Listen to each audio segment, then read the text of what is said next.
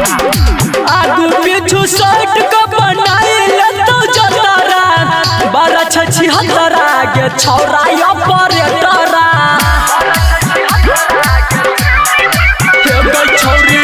आगू पीछू साइड का बनाइल तो जतरा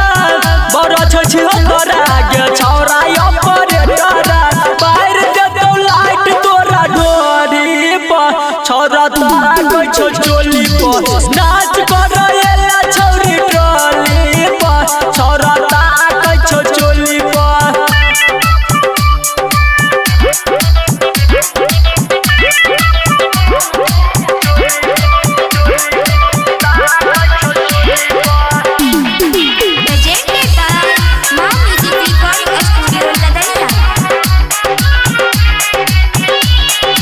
music by DJ Umesh Shukipur बाजार। राइटर सन्नी सागर मजा ले तो भर मान गे मन तो न बात छौरा संदीप सुमन गे हे गई छौरी राइटर सन्नी सागर मजा ले तो भर मान गे मन तो न बात छौरा संदीप सुमन गे